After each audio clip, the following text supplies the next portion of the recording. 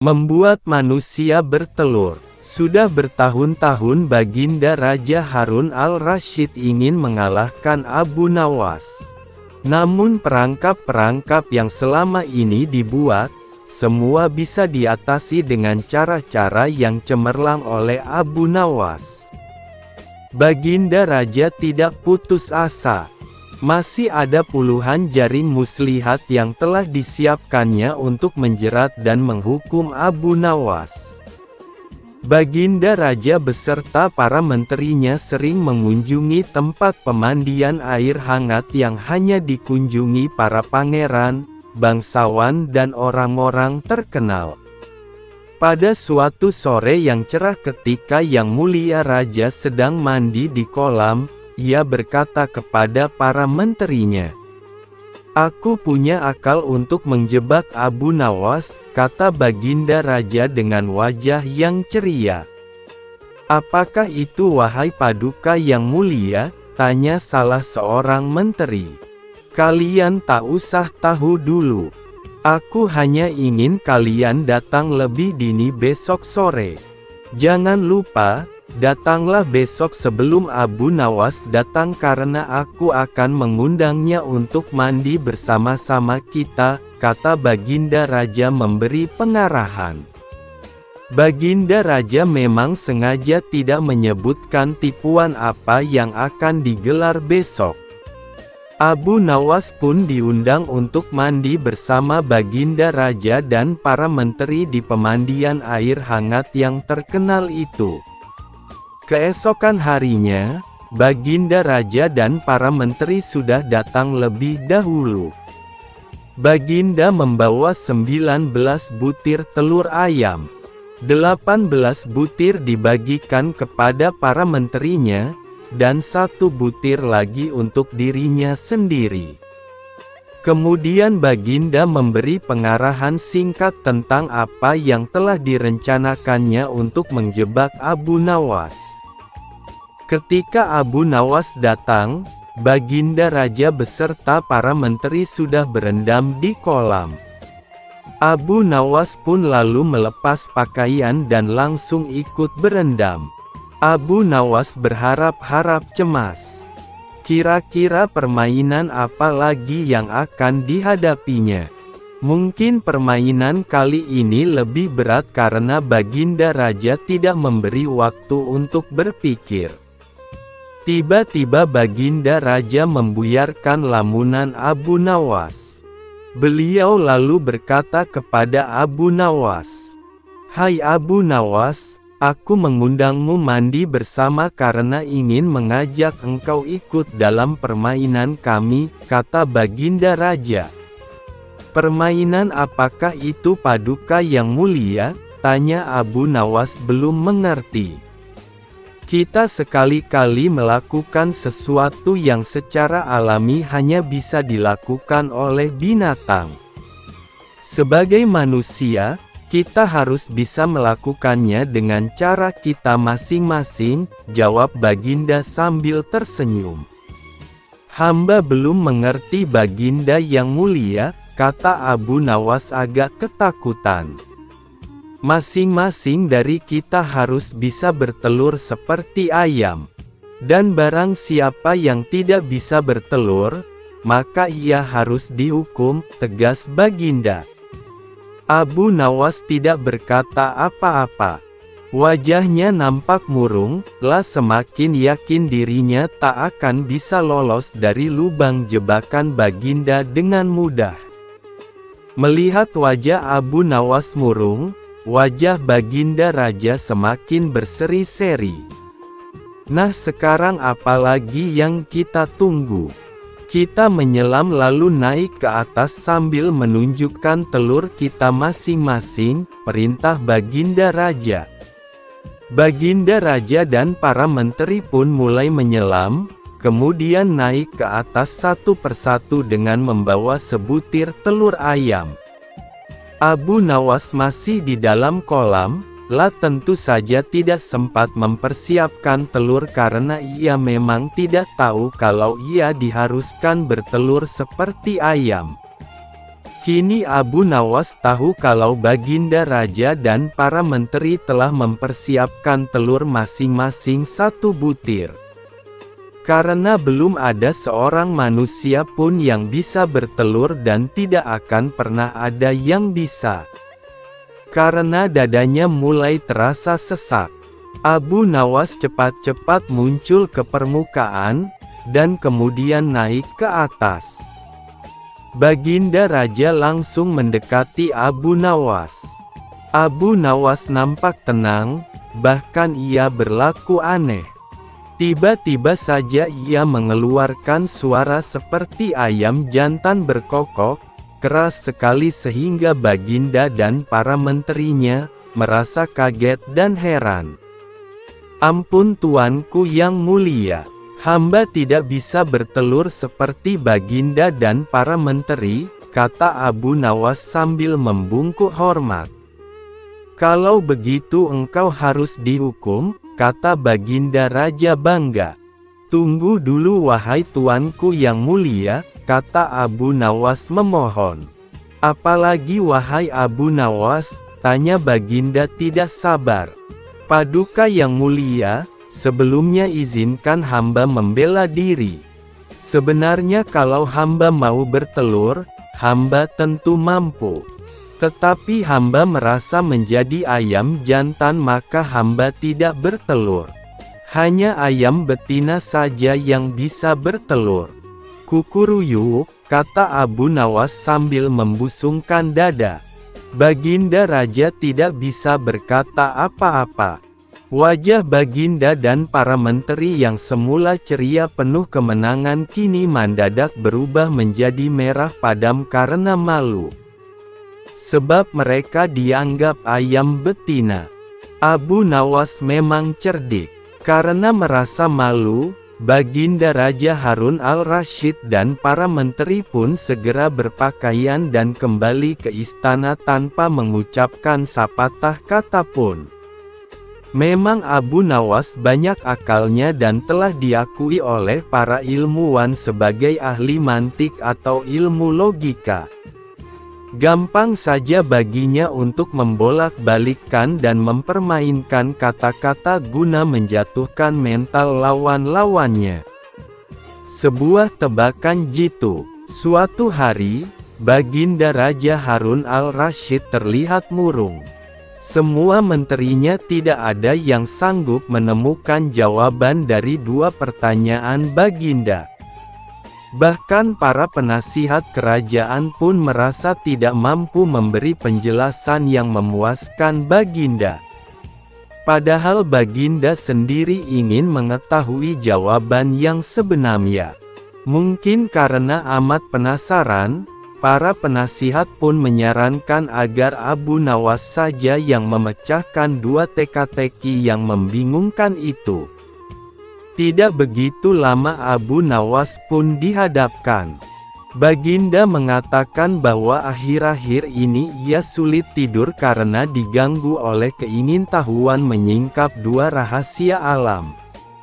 "Tuanku yang mulia, rahasia alam manakah yang tuanku maksud?" tanya Abu Nawas penasaran. "Aku memanggilmu untuk menemukan jawaban dari 2 teka-teki yang selama ini menggoda pikiranku," kata Baginda. "Dapatkah hamba memecahkan kedua teka-teki itu, tuanku?" tanya Abu Nawas yang mulai khawatir. "Pertama, di manakah sebenarnya batas alam semesta yang diciptakan oleh Tuhan kita?" tanya Baginda. "Di dalam pikiran wahai Paduka yang mulia," jawab Abu Nawas tanpa sedikit pun perasaan ragu. "Tuanku yang mulia, ketidakterbatasan itu muncul karena adanya keterbatasan, dan keterbatasan itu ditanamkan oleh Tuhan di dalam otak manusia. Maka dari itu manusia tidak akan pernah tahu di mana batas jagat raya ini. Sesuatu yang terbatas tentu tak akan mampu mengukur sesuatu yang tidak terbatas," lanjut Abu Nawas. Baginda mulai tersenyum karena merasa puas mendengar penjelasan Abu Nawas yang masuk akal. Kemudian Baginda melanjutkan teka-teki yang kedua. Wahai Abu Nawas, manakah yang lebih banyak jumlahnya? Bintang-bintang di langit ataukah ikan-ikan di laut? Tanya Baginda. Ikan-ikan di laut, jawab Abu Nawas dengan tangkas. Bagaimana kau bisa langsung memutuskan begitu? Apakah engkau pernah menghitung jumlah mereka? Tanya Baginda heran. Paduka yang mulia, bukankah kita semua tahu bahwa ikan-ikan itu setiap hari ditangkapi dalam jumlah besar? Namun walaupun begitu, jumlah mereka tetap banyak seolah-olah tidak pernah berkurang karena saking banyaknya. Sementara bintang-bintang itu tidak pernah rontok, jumlah mereka juga banyak, jawab Abu Nawas meyakinkan. Seketika itu rasa penasaran yang selama ini menghantui Baginda sirna tak berbekas. Baginda Raja Harun al-Rasyid pun memberi hadiah kepada Abu Nawas dan istrinya berupa uang yang cukup banyak. Mengambil mahkota dari surga. Tidak seperti biasa hari itu Baginda tiba-tiba ingin menyamar menjadi rakyat biasa. Beliau ingin menyaksikan kehidupan di luar istana tanpa sepengetahuan siapapun agar lebih leluasa bergerak. Baginda mulai keluar istana dengan pakaian yang amat sederhana layaknya seperti rakyat jelata. Di sebuah perkampungan beliau melihat beberapa orang berkumpul. Setelah Baginda mendekat, ternyata seorang ulama sedang menyampaikan kuliah tentang alam barzakh. Tiba-tiba ada seorang yang datang dan bergabung di situ, bertanya kepada ulama itu. Kami menyaksikan orang kafir pada suatu waktu dan mengintip kuburnya, tetapi kami tiada mendengar mereka berteriak dan tidak pula melihat penyiksaan-penyiksaan yang katanya sedang dialaminya. Maka bagaimana cara membenarkan sesuatu yang tidak sesuai dengan yang dilihat mata? Tanya orang itu. Ulama itu berpikir sejenak kemudian ia berkata, untuk mengetahui yang demikian itu harus dengan panca indera yang lain. Ingatkan kamu dengan orang yang sedang tidur. Dia kadangkala bermimpi dalam tidurnya digigit ular, diganggu dan sebagainya, juga merasa sakit dan takut ketika itu, bahkan memekik dan keringat bercucuran pada keningnya, merasakan hal semacam itu seperti ketika tidak tidur. Sedangkan engkau yang duduk di dekatnya menyaksikan keadaannya seolah-olah tidak ada apa-apa, padahal apa yang dilihat serta dialaminya adalah dikelilingi ular-ular. Maka jika masalah mimpi yang remeh saja sudah tidak mampu mata lahir melihatnya, mungkinkah engkau bisa melihat apa yang terjadi di alam barzakh? Jelas sang ularna. Baginda Raja terkesan dengan penjelasan ulama itu. Baginda masih ikut mendengarkan kuliah itu. Kini ulama itu melanjutkan kuliahnya tentang alam akhirat. Dikatakan bahwa di surga tersedia hal-hal yang amat disukai nafsu, termasuk benda-benda. Salah satu benda itu adalah mahkota yang amat luar biasa indahnya. Tak ada yang lebih indah dari barang-barang di surga karena barang-barang itu tercipta dari cahaya. Saking indahnya, sebuah mahkota di surga jauh lebih bagus daripada dunia beserta isinya. Baginda pun makin terkesan. Beliau lalu pulang kembali ke istana karena sudah tidak sabar ingin menguji kemampuan Abu Nawas. Baginda pun memerintahkan menterinya untuk memanggil Abu Nawas ke hadapannya. Aku ingin engkau pergi ke surga sekarang juga dan membawakanku mahkota surgawi yang konon katanya tercipta dari cahaya itu. Bersediakah engkau, Abu Nawas? Tanya Baginda Raja. Sanggup Paduka yang mulia, jawab Abu Nawas langsung menyanggupi tugas yang mustahil dilaksanakan itu. Tetapi Baginda harus menyanggupi pula satu syarat yang akan hamba ajukan, lanjut Abu Nawas dengan percaya diri. Sebutkan syarat itu, tegas Baginda Raja. Hamba mohon Baginda menyediakan pintunya agar hamba bisa memasukinya, kata Abu Nawas. Pintu apa? Tanya Baginda belum mengerti. Pintu alam akhirat, jawab Abu Nawas. Apa itu? Tanya Baginda ingin tahu. Hari kiamat, wahai Baginda Raja yang mulia. Setiap alam memiliki pintu. Pintu menuju alam dunia adalah rahim ibu, pintu menuju alam barzah adalah kematian. Dan pintu menuju akhirat adalah hari kiamat. Abu Nawas menjelaskan kepada Baginda Raja. Surga itu ada di akhirat.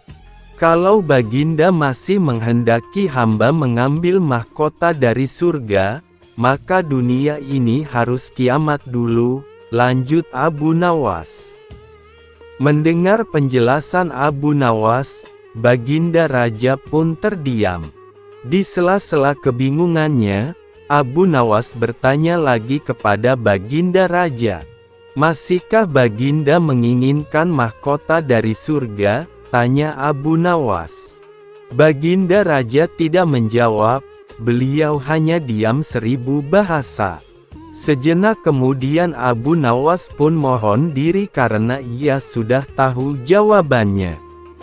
Membangun istana di awan. Abu Nawas belum kembali. Kata istrinya ia bersama seorang pendeta dan seorang ahli yoga sedang melakukan pengembaraan suci.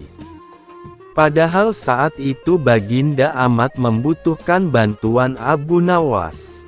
Beberapa hari terakhir ini Baginda merencanakan membangun istana di awang-awang, karena sebagian besar raja-raja negeri sahabat telah membangun bangunan-bangunan yang luar biasa. Baginda pun tidak ingin menunggu Abu Nawas lebih lama lagi. Beliau lalu mengutus beberapa orang kepercayaannya untuk mencari Abu Nawas. Namun mereka tidak berhasil menemukan Abu Nawas, karena Abu Nawas ternyata sudah berada di rumah ketika mereka baru berangkat. Abu Nawas lalu menghadap Baginda Raja Harun al-Rasyid. Baginda pun amat riang. Saking gembiranya, beliau mengajak Abu Nawas bergurau. Setelah saling tukar-menukar cerita lucu, Baginda pun mulai mengutarakan rencananya. Aku sangat ingin membangun istana di awang-awang agar aku lebih terkenal di antara raja-raja yang lain. Adakah kemungkinan keinginanku itu terwujud wahai Abu Nawas? Tanya Baginda Raja. Tidak ada yang tidak mungkin dilakukan di dunia ini Paduka yang mulia, jawab Abu Nawas berusaha mengikuti arah pembicaraan Baginda. Kalau menurut pendapatmu hal itu tidak mustahil diwujudkan, maka aku serahkan sepenuhnya tugas ini kepadamu, kata Baginda puas. Abu Nawas terkejut, ia menyesal telah mengatakan kemungkinan membuat istana di langit. Namun nasi telah menjadi bubur, kata-kata yang telah didengar Baginda tidak dapat ditarik kembali. Baginda memberi waktu Abu Nawas beberapa minggu. Rasanya tak ada yang lebih berat bagi Abu Nawas kecuali tugas yang diembannya sekarang. Jangankan membangun istana di langit, membangun sebuah gubuk kecil pun sudah merupakan hal yang mustahil dikerjakan. Hanya Tuhan saja yang mampu melakukannya, gumam Abu Nawas. Hari-hari berlalu seperti biasa. Tak ada yang dikerjakan Abu Nawas kecuali memikirkan bagaimana membuat Baginda merasa yakin kalau yang dibangun itu benar-benar istana di langit. Seluruh ingatannya dikerahkan dan dihubung-hubungkan. Abu Nawas bahkan berusaha menjangkau masa kanak-kanaknya. Sampai ia ingat bahwa dulu ia pernah bermain layang-layang. Dan inilah yang membuat Abu Nawas girang. Abu Nawas tidak menyia-nyiakan waktu lagi, bersama beberapa kawannya merancang layang-layang raksasa berbentuk persegi 4. Setelah rampung, Abu Nawas lalu melukis pintu-pintu, jendela-jendela dan omamen-omamen lainnya. Ketika semuanya selesai, Abu Nawas dan kawan-kawan menerbangkan layang-layang raksasa itu dari suatu tempat yang dirahasiakan. Begitu layang-layang raksasa berbentuk istana itu mengapung di angkasa, penduduk negeri gempar, Baginda Raja pun girang bukan kepalang. Benarkah Abu Nawas berhasil membangun istana di langit? Dengan tidak sabar, beliau didampingi beberapa orang pengawal bergegas menemui Abu Nawas. Abu Nawas pun berkata dengan bangga, "Paduka yang mulia, istana pesanan Paduka telah rampung," kata Abu Nawas merendah. "Hebat sekali engkau, Abu Nawas," kata sang raja memuji Abu Nawas. "Terima kasih Baginda yang mulia," kata Abu Nawas. "Lalu bagaimana caranya aku ke sana?" tanya Baginda.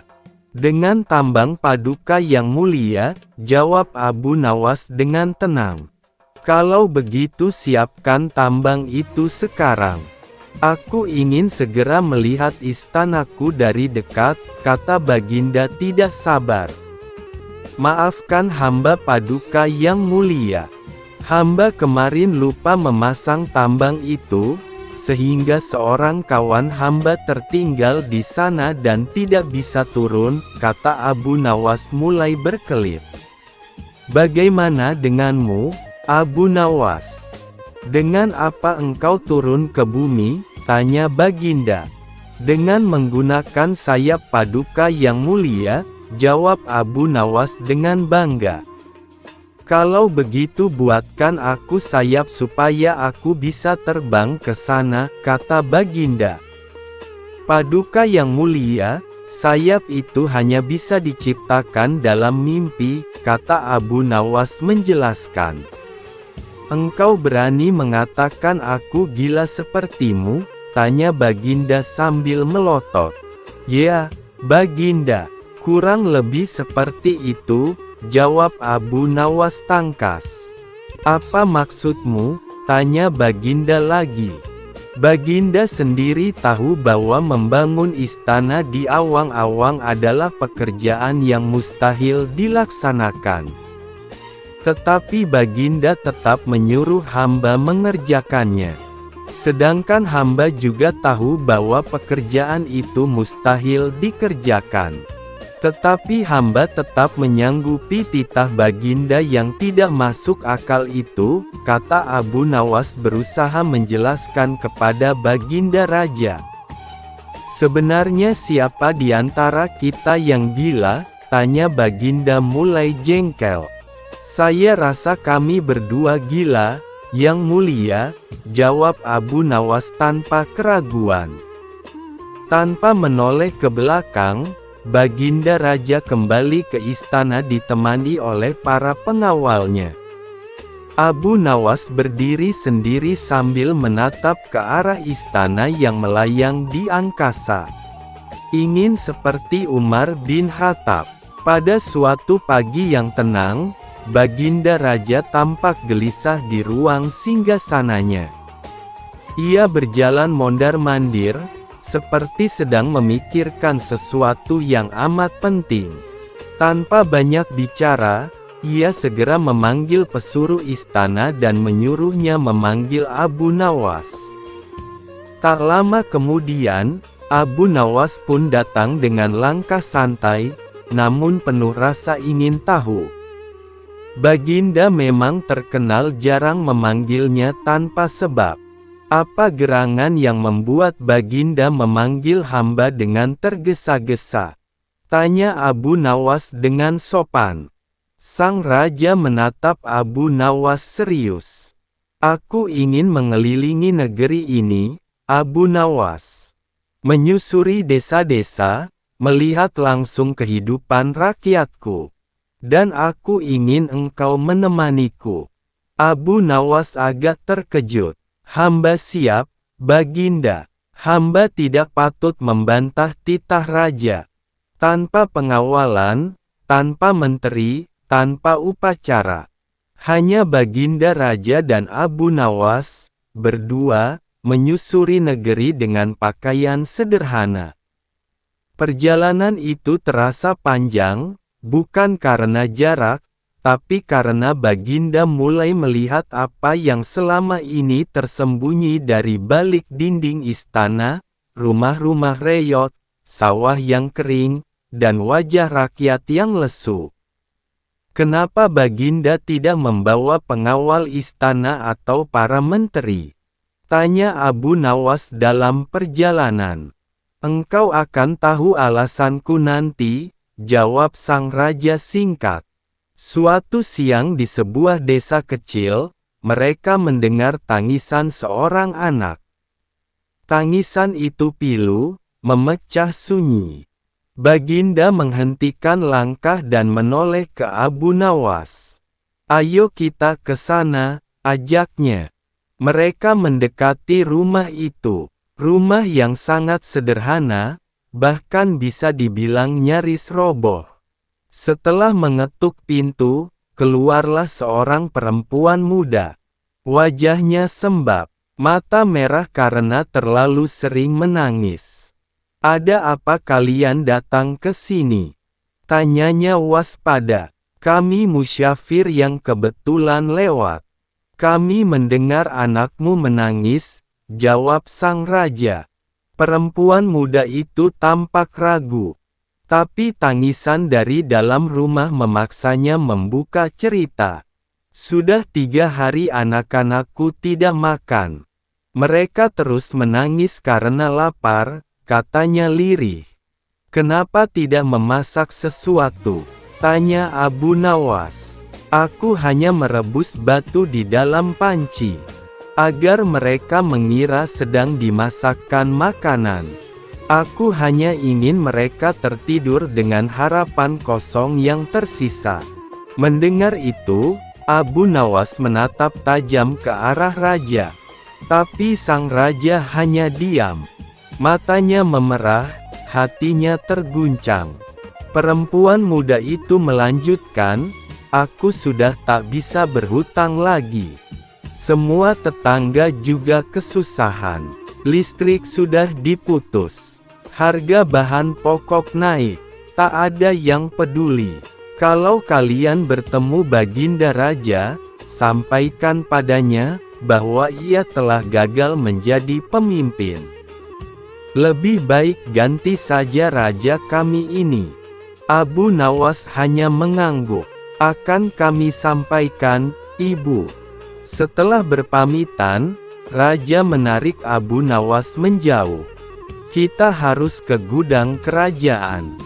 Kita harus beri makan mereka. Serunya terburu-buru. Gudang mana, Baginda? Bukankah tidak ada persediaan di sana? Tanya Abu Nawas. Aku sudah perintahkan Menteri Pertanian untuk mengimpor beras dari negeri tetangga, jawab raja.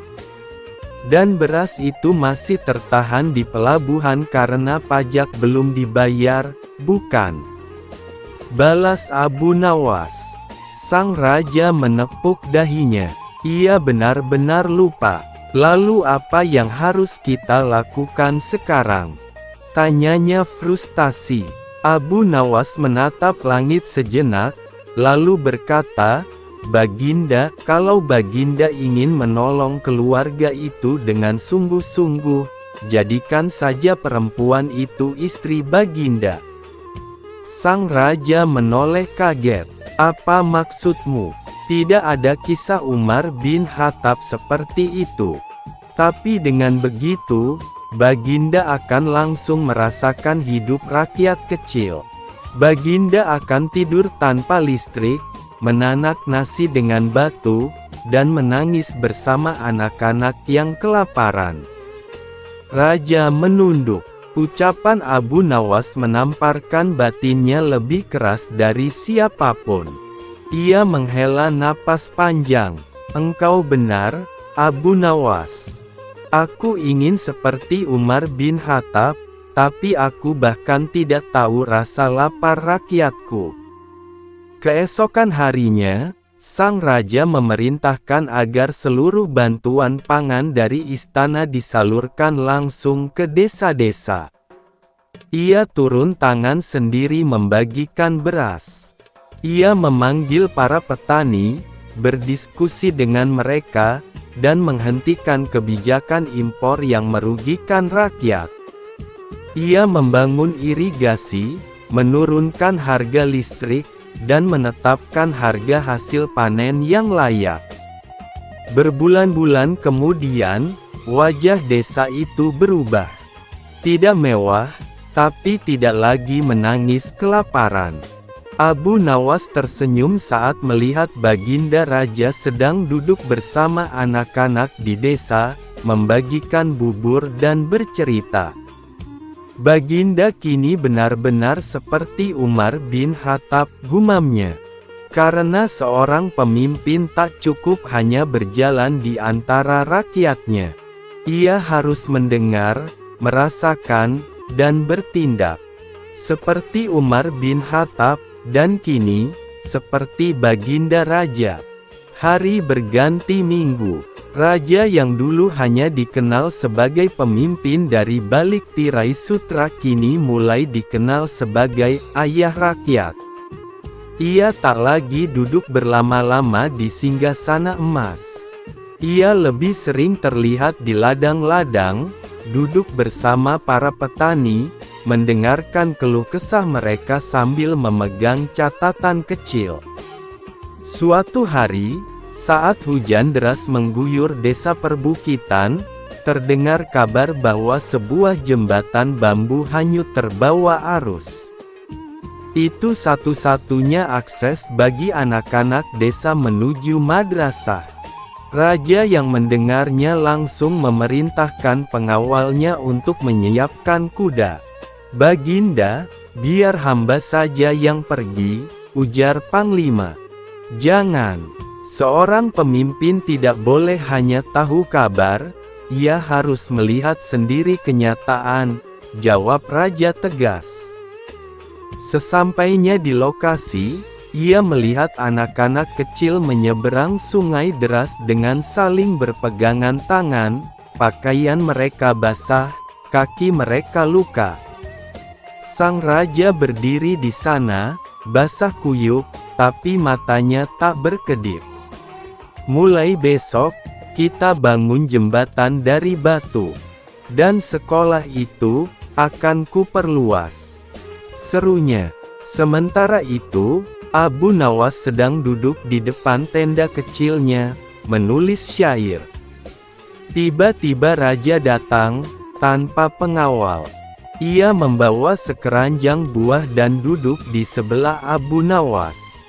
"Abu Nawas, apa aku sudah menjadi seperti Umar bin Khattab?" Abu Nawas terdiam sejenak, lalu menjawab sambil tersenyum. "Baginda telah mengambil satu langkah penting, Baginda mulai mencintai penderitaan orang lain. Itu adalah kunci." "Namun," raja menatapnya, "namun apa?" Namun Umar bin Khattab tidak hanya hidup bersama rakyat. Ia rela kelaparan saat rakyatnya lapar. Ia berjalan sendiri malam-malam, tanpa pengawal, untuk mencari siapa saja yang tak terdengar oleh pejabat istana. Raja mengangguk. Malam itu, ia memutuskan untuk tidak tidur di istana. Ia bermalam di rumah salah satu janda tua yang rumahnya hampir roboh. Sejak malam itu, sang raja mulai berkeliling setiap malam. Ia mengganti jubah mewahnya dengan pakaian rakyat jelata. Ia mendengar langsung tangisan bayi, keluhan ibu, harapan anak-anak. Ia pun menemukan satu hal yang tak disangka-sangkanya, ada pejabat-pejabatnya yang menyembunyikan bantuan, ada kepala desa yang menjual jatah rakyat, dan ada pula laporan palsu yang menutupi kenyataan. Keesokan paginya, istana geger. Banyak pejabat tinggi dipecat. Negeri ini tidak butuh pemimpin yang licik, tapi pemimpin yang mau lapar bersama rakyatnya. Seru sang raja. Tahun demi tahun berlalu. Desa-desa makin sejahtera, sekolah makin ramai, masjid-masjid penuh jamaah. Sang raja sudah tua, rambutnya mulai memutih. Abu Nawas datang menjenguknya suatu pagi. "Baginda, hari ini negeri ini seperti taman yang damai." Sang raja mengangguk, matanya berkaca-kaca. "Aku bukan Umar bin Khattab, tapi aku mencoba menapaki jejaknya." Abu Nawas tersenyum haru. "Dan engkau berhasil, Baginda. Bukan karena kekuasaanmu, tapi karena hatimu." Gaya memanah. Suatu hari Abu Nawas diundang Baginda Raja Harun al-Rasyid ke istana seperti biasanya untuk berbincang-bincang dan mendengarkan pendapat, juga nasihat dari Abu Nawas. Sesampainya di istana, Abu Nawas dijamu dengan makanan dan setelah itu diajak ke pendapa untuk berbincang-bincang. Seperti biasa dalam perbincangan itu Baginda Raja banyak melontarkan berbagai pertanyaan termasuk pertanyaan yang akan menjebak Abu Nawas. Namun seperti biasanya juga Abu Nawas selalu lolos dari jebakan sang Baginda tersebut dan hanya membuat beliau malu atas jawaban dari Abu Nawas. Merasa tidak ingin dipermalukan lebih jauh oleh Abu Nawas, Baginda pun mengajak Abu Nawas ke taman depan istana dan menantang kecakapan Abu Nawas dalam memanah. Sesampainya di taman, Baginda berkata, "Wahai Abu Nawas, di hadapan prajuritku tunjukkanlah keahlianmu dalam memanah. Jika engkau berhasil mengenai sasaran maka hadiah akan menantimu. Akan tetapi jika engkau gagal, maka penjara yang akan menantimu." Meski sedikit risau mendengar perintah Baginda yang bertujuan menjebaknya, Abu Nawas tetap memperlihatkan sikap santai dan menerima tantangan itu. Lapun mulai mengambil busur beserta 3 anak panahnya sambil memikirkan jalan keluar jika ia nanti gagal mengenai sasaran, karena ia memang jarang memanah. Abu Nawas pun mulai menarik busurnya dan menembakkan anak panahnya ke sasaran. Sayangnya anak panahnya itu meleset jauh dari sasaran. Baginda pun tidak bisa menahan tawanya. Untuk menutupi kelemahannya, Abu Nawas langsung memberi alasan, "Dari pengamatan hamba, yang tadi itu adalah gaya memanah para makelar tanah." "Wahai Baginda," ujar Abu Nawas. Sesaat kemudian ia kembali membidik panahnya ke sasaran. Namun ia gagal lagi, ia pun kembali berkilah, "Kalau yang ini paduka gaya juragan tanah," kata Abu Nawas menutupi kelemahannya yang kedua. Dan untuk ketiga kalinya Abu Nawas kembali membidikkan panahnya ke sasaran sambil harap-harap cemas, dan dalam hati terus berdoa. Entah kenapa kali ini nasib baik datang padanya, anak panah Abu Nawas mengenai tepat sasaran. Nah yang ini baru gaya Abu Nawas memanah, hamba pun menunggu hadiah yang Paduka janjikan, kata Abu Nawas gembira. Baginda pun tidak bisa menahan tawanya. Sesuai yang dijanjikan, Baginda memberikan hadiah kepada Abu Nawas, pun langsung mohon diri kembali kepada keluarganya. Tetangga usil, Abu Nawas adalah orang yang sangat sederhana, meskipun ia dikenal dekat dengan Baginda Raja Harun al-Rasyid, tetapi kehidupan keluarganya cukuplah sederhana, tidak memiliki harta benda yang berlimpah, selalu berbagi dengan fakir miskin di sekitarnya. Jika ia mendapat rezeki lebih seperti mendapatkan hadiah dari Baginda Raja. Selain menjadi orang terdekat Raja, sehari-harinya ia juga bekerja serabutan seperti banyak orang di kampungnya. Kadang ia berkebun, menebang pohon, menjadi tukang kayu dan pekerjaan-pekerjaan lainnya yang dianggap halal. Suatu waktu pada musim kemarau, Abu Nawas sedang tidak mendapatkan pekerjaan apapun. Ia juga jarang diundang Baginda sehingga tidak mendapatkan hadiah. Pemasukan Abu Nawas semakin menipis, ia hanya mengandalkan sisa dari tabungan untuk membiayai keluarganya sehari-hari. Kadang Abu Nawas mengisi kekosongan waktunya itu dengan beribadah saja karena tidak ada pekerjaan lain. Suatu hari istri Abu Nawas meminta sesuatu kepada suaminya, pun berkata, "Wahai suamiku, kapan engkau berikan aku sebuah gaun indah? Beberapa hari ini engkau hanya menghabiskan waktumu untuk berdoa saja," ucap istri Abu Nawas. "Tapi semuanya kulakukan dengan ikhlas hanya untuk mendapatkan ridha Allah SWT," jawab Abu Nawas. "Kalau begitu, mintalah upah kepada Allah SWT," sahut istri Abu Nawas. Spontan Abu Nawas beranjak menuju pekarangan rumahnya. Dengan berbekal sehelai tikar dan alat peribadatan lainnya, Abu Nawas mulai bersujud untuk menyampaikan permohonannya kepada Allah SWT. "Ya Allah, berilah hamba upah 100 keping perak," ujar Abu Nawas dengan suara lantang dan dilakukannya berulang-ulang. Rupanya suara Abu Nawas terdengar oleh seorang tetangganya yang kaya dan sedang beristirahat di depan rumah. Mendengar permohonan Abu Nawas itu, tetangganya pun berniat untuk mengerjai Abu Nawas, langsung melempar sekantung uang perak 100 keping ke arah Abu Nawas.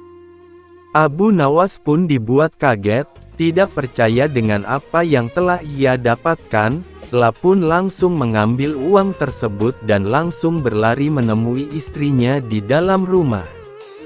"Istriku, aku memang wali Allah dan aku baru saja mendapatkan upah dari Allah SWT," kata Abu Nawas dengan girang. Melihat Abu Nawas sudah membawa lari uangnya, si tetangga pun tidak terima dan langsung menemui Abu Nawas untuk meminta uangnya kembali. "Hai Abu Nawas, kembalikan uang yang baru saja aku lemparkan tadi." "Itu milikku," kata tetangga itu. "Bagaimana mungkin uang itu milikmu? Aku memohon kepada Tuhan dan uang yang jatuh itu pasti jawaban dari Tuhan," jawab Abu Nawas. Karena Abu Nawas tetap bersikeras tidak mau mengembalikan uang tersebut, tetangga usil itu pun memutuskan untuk menyelesaikan permasalahan itu di pengadilan. Sehari setelah itu Abu Nawas pun dipanggil ke pengadilan. Hakim mulai bertanya, "Hai Abu Nawas, engkau hadir di sini karena suatu perkara. Engkau telah disangka mengambil kepunyaan tuan ini," kata hakim sambil menunjuk ke arah tetangga Abu Nawas. "Apa pembelaanmu wahai Abu Nawas?" tambah hakim. "Tetangga saya ini gila tuan hakim, pikir semua yang ada di dunia ini adalah miliknya. Coba tanyakan saja, misalnya jubah saya, keledai saya, tentu semua diakui sebagai miliknya," jawab Abu Nawas. Tapi uang itu memang milikku, teriak tetangganya yang kaget akan pernyataan Abu Nawas tersebut. Abu Nawas kemudian menceritakan seluruh kronologi kejadiannya. Hakim Ahimya memutuskan jika Abu Nawas tidak bersalah dan uang itu adalah sah milik Abu Nawas karena ia sudah memohon kepada Tuhan dan uang itu jatuh sendiri kepadanya. Abu Nawas dan harimau berjenggot. "Hai Abu Nawas," seru Khalifah Harun al-Rasyid. "Sekarang juga kamu harus dapat mempersembahkan kepadaku seekor harimau berjenggot, jika gagal, aku bunuh kau." Kata-kata itu merupakan perintah Sultan yang diucapkan dengan penuh tegas dan kegeraman. Dari bentuk mulutnya ketika mengucapkan kalimat itu jelas betapa Sultan menaruh dendam kesumat kepada Abu Nawas yang telah berkali-kali mempermainkan dirinya dengan cara-cara yang sangat kurang ajar. Perintah itu merupakan cara Baginda untuk dapat membunuh Abu Nawas. "Ya Tuanku Syah Alam," jawab Abu Nawas, "semua perintah Paduka akan hamba laksanakan, namun untuk yang satu ini hamba mohon waktu 8 hari. "Baik," kata Baginda. Al-Kisah, pulanglah Abu Nawas ke rumah. Agaknya ia sudah menangkap gelagat bahwa raja sangat marah kepadanya, dicarinya akal supaya dapat mencelakakan diriku, agar terbalas dendamnya, pikir Abu Nawas, jadi aku juga harus berhati-hati. Sesampainya di rumah dipanggilnya 4 orang tukang kayu dan disuruhnya membuat kandang macan. Hanya dalam waktu 3 hari kandang itu pun siap sudah. Kepada istrinya ia berpesan agar menjamu orang yang berjenggot yang datang ke rumah. "Apabila Adinda dengar Kakanda mengetuk pintu kelak, suruh dia masuk ke dalam kandang itu," kata Abu Nawas sambil menunjuk kandang tersebut, lah kemudian bergegas pergi ke musala dengan membawa sajadah. "Baik," kata istrinya. "Hai Abu Nawas, tumben kamu salat di sini?" bertanya imam dan penghulu musala itu. "Sebenarnya saya mau menceritakan hal ini kepada orang lain, tapi kalau tidak kepada Tuan Penghulu kepada siapa lagi saya mengadu?" jawab Abu Nawas. "Tadi malam saya ribut dengan istri saya, itu sebabnya saya tidak mau pulang ke rumah." "Pucuk dicinta, ulam tiba," pikir penghulu itu. "Kubiarkan Abu Nawas tidur di sini dan aku pergi ke rumah Abu Nawas menemui istrinya, sudah lama aku menaruh hati kepada perempuan cantik itu." "Hai Abu Nawas," kata si penghulu, "bolehkah aku menyelesaikan perselisihan dengan istrimu itu?" "Silakan," jawab Abu Nawas. "Hamba sangat berterima kasih atas kebaikan hati Tuan." Maka pergilah penghulu ke rumah Abu Nawas dengan hati berbunga-bunga, dan dengan wajah berseri-seri diketuknya pintu rumah Abu Nawas. Begitu pintu terbuka ia langsung mengamit istri Abu Nawas dan diajak duduk bersanding. "Hai Adinda," katanya, "apa gunanya punya suami jahat dan melarat? Lagi pula Abu Nawas hidupnya tak karuan, lebih baik kamu jadi istriku, kamu dapat hidup senang dan tidak kekurangan suatu apa." "Baiklah kalau keinginan Tuan demikian," jawab istri Abu Awas. Tak berapa lama kemudian terdengar pintu diketuk orang. Ketukan itu membuat penghulu belingsatan. "Kemana aku harus bersembunyi?" ia bertanya kepada nyonya rumah. "Tuan penghulu," jawab istri Abu Nawas, "silahkan bersembunyi di dalam kandang itu." Ia lalu menunjuk kandang yang terletak di dalam kamar Abu Nawas. Tanpa pikir panjang lagi penghulu itu masuk ke dalam kandang itu dan menutupnya dari dalam, sedangkan istri Abu Nawas segera membuka pintu, sambil menengok ke kiri kanan. Abu Nawas masuk ke dalam rumah. "Hai Baginda, apa yang ada di dalam kandang itu?" tanya Abu Nawas. "Tidak ada apa-apa," jawab istrinya. "Apa putih-putih itu?" tanya Abu Nawas, lalu dilihatnya penghulu itu gemetar karena malu dan ketakutan. Setelah 8 hari Abu Nawas memanggil 8 kuli untuk memikul kandang itu ke istana. Di Baghdad orang gempar ingin melihat harimau berjenggot. Seumur hidup, jangankan melihat, mendengar harimau berjenggot pun belum pernah. Kini Abu Nawas malah dapat seekor. Mereka terheran-heran akan kehebatan Abu Nawas. Tetapi begitu dilihat penghulu di dalam kandang, mereka tidak bisa bilang apa-apa selain mengiringi kandang itu sampai ke istana hingga menjadi arak-arakan yang panjang. Si penghulu malu bukan main, arang di muka kemana hendak disembunyikan. Tidak lama kemudian sampailah iring-iringan itu ke dalam istana. "Hai Abu Nawas, apa kabar?" tanya Baginda Sultan, "Apa kamu sudah berhasil mendapatkan harimau berjenggot?"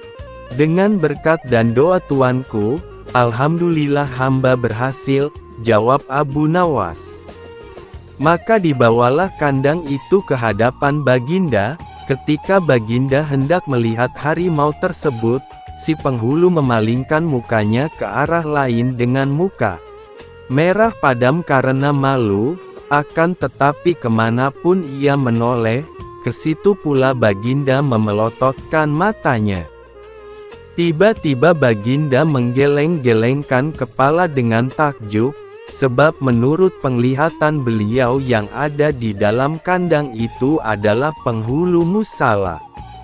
Abu Nawas buru-buru menimpali, "Ya tuanku, itulah harimau berjenggot." Tapi Baginda tidak cepat tanggap, beliau termenung sesaat. Kenapa penghulu dikatakan harimau berjenggot?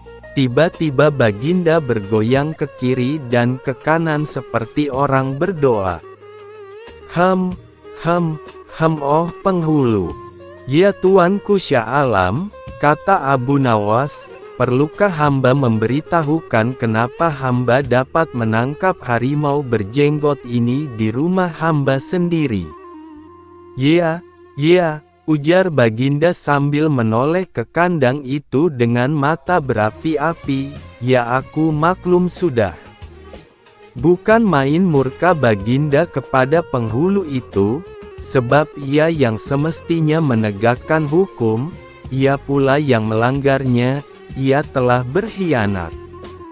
Baginda segera memerintahkan punggawa mengeluarkan penghulu dari kandang dan diarak keliling pasar setelah sebelumnya dicukur segi 4, agar diketahui oleh seluruh rakyat betapa aibnya orang yang berkhianat. Abu Nawas melunasi hutang raja. 2. Ini adalah kisah Abu Nawas ketika dia mengembara ke sebuah kerajaan yang negerinya kaya raya. Sumber daya alam di sana berlimpah, alamnya begitu indah, tapi sayang rakyatnya masih banyak yang hidup di bawah garis kemiskinan.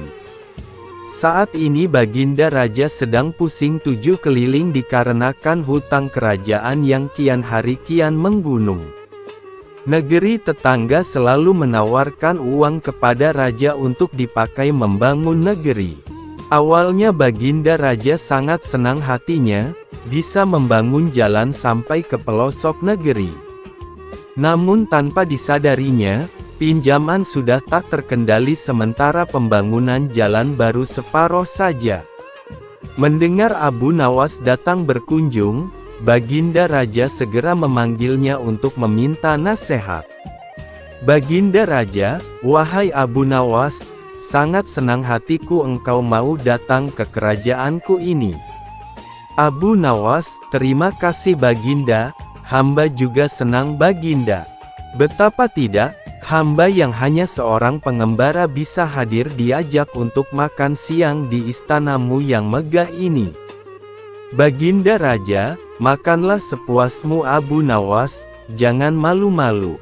"Abu Nawas, kalau boleh tahu ada apa gerangan Baginda Raja memanggil saya ke istana?" "Baginda Raja, habiskanlah dulu makananmu, baru nanti saya bercerita." Abu Nawas segera menyelesaikan makannya agar Baginda Raja menceritakan maksud undangan itu. Baginda Raja, tidak enakkah makananku ini Abu Nawas? Begitu tergesa-gesanya kau makan. Abu Nawas, tidak Baginda, makanan ini sangat enak. Aku sebagai seorang pengembara tidak boleh makan banyak-banyak sebab perjalananku masih jauh. Baginda Raja, baiklah kalau begitu, mari kita jalan-jalan ke halaman belakang sambil kuceritakan maksud dirimu kupanggil ke istana. Abu Nawas dengan hati yang berdebar-debar mengikuti Baginda Raja dari sebelah kanan beliau. Baginda Raja, begini Abu Nawas, aku saat ini sangat pusing 7 keliling. Aku berusaha keras sekuat tenaga agar hidup rakyatku sejahtera. Namun yang terjadi malah sebaliknya, negeriku terlilit hutang. Apa yang harus aku lakukan Abu Nawas? Abu Nawas, kenapa bisa terlilit hutang Baginda Raja? Bukankah negeri ini sangat kaya raya? Baginda Raja, itulah Abu Nawas, memang negeri ini sangat kaya namun rakyatku tak mampu mengelolanya.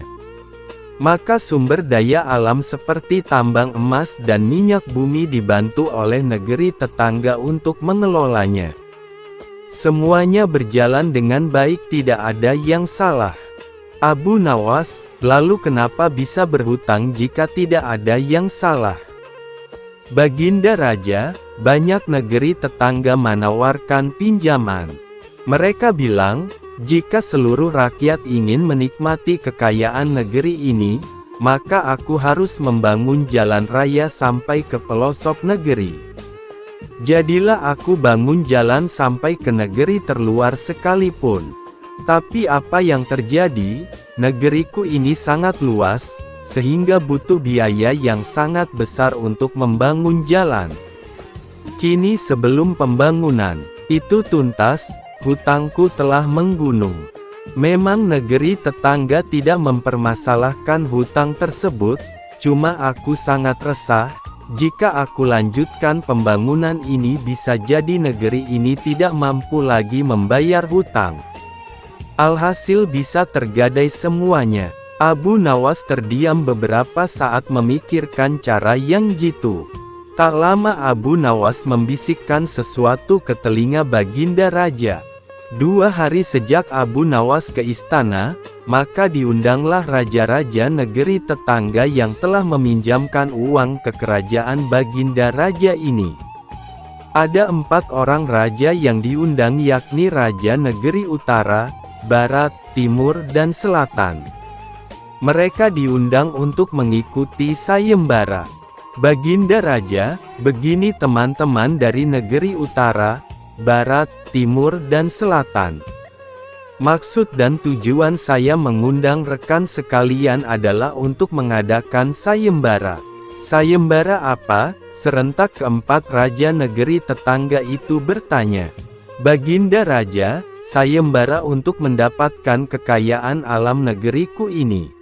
Jika teman-teman sekalian bisa menjawab pertanyaan dari Abu Nawas yang kebetulan berkunjung ke negeriku ini, maka teman-teman berhak mendapatkan salah satu sumber daya alam yang dikehendaki. Tetapi jika tidak bisa menjawab, maka hutangku kepada negerimu lunas. Bagaimana? Setujukah teman-teman? Sesaat para hadirin terdiam. Mereka berpikir keras untung dan ruginya sayembara ini. Raja Negeri Utara, aku sih tidak keberatan. Raja Negeri Barat, setuju. Raja Negeri Timur, boleh, boleh. Raja Negeri Selatan, ayo Abu Nawas, keluarkan pertanyaanmu biar seluruh kekayaan alam negeri ini bisa berpindah ke kerajaanku. Dengan tidak membuang-buang waktu, naiklah Abu Nawas ke podium untuk memberikan pertanyaan sayembara. Abu Nawas, pertanyaannya mudah saja, yakni mana yang lebih dulu telur atau ayam? Alasannya harus masuk akal. Asteris. Raja Negeri Utara, telur lebih dulu. Baginda Raja, alasannya apa? Raja Negeri Utara, tidak mungkin ayam lebih dulu karena ayam berasal dari telur. Baginda Raja, kalau begitu siapa yang mengerami telur? Raja Negeri Utara terdiam dengan wajah pucat, terbayang hutang Baginda Raja lunas dengan sendirinya. Raja Negeri Barat, ayam lebih dulu. Baginda Raja, berikan alasan juga temanku. Raja Negeri Barat, ayam betina dibuai oleh ayam jantan sehingga dia bisa bertelur. Makanya ayam tercipta lebih dulu. Baginda Raja, dari mana asalnya ayam? Raja Negeri Barat, dari telur. Baginda Raja, nah, berarti bukan ayam yang lebih dulu. Tenggorokan Raja Negeri Barat mendadak menjadi tersekat, tak bisa berkata-kata lagi. Raja Negeri Timur, ayam dan telur sebenarnya tercipta bersamaan.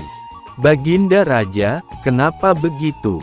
Raja Negeri Timur, tidak mungkin ada ayam kalau tidak ada telur yang menetas. Tidak mungkin juga ada telur kalau tidak ada ayam. Baginda Raja, bukankah ayam betina bertelur harus dibuai oleh ayam jantan? Mendadak Raja Negeri Timur menangis terseduh-seduh. Raja Negeri Selatan, ayam jantan lebih dulu. Karena tanpa dibuai oleh ayam jantan, tidak mungkin ayam betina bisa bertelur. Baginda Raja, lalu ayam jantan dari mana datangnya? Sama dengan teman-temannya yang lain, Raja Negeri Selatan tidak bisa menjawab pertanyaan Baginda Raja. Baginda Raja, wahai Abu Nawas, sebenarnya mana yang lebih dulu? Abu Nawas, lebih dulu telur daripada ayam. Baginda Raja, kenapa telur lebih dulu? Abu Nawas, ayam bisa mengenali telur, sebaliknya telur tidak bisa mengenali ayam. Sesaat seisi ruangan terdiam memikirkan jawaban Abu Nawas. Alangkah senangnya hati Baginda Raja, karena hutang kerajaan yang telah menggunung mendadak menjadi lunas seketika.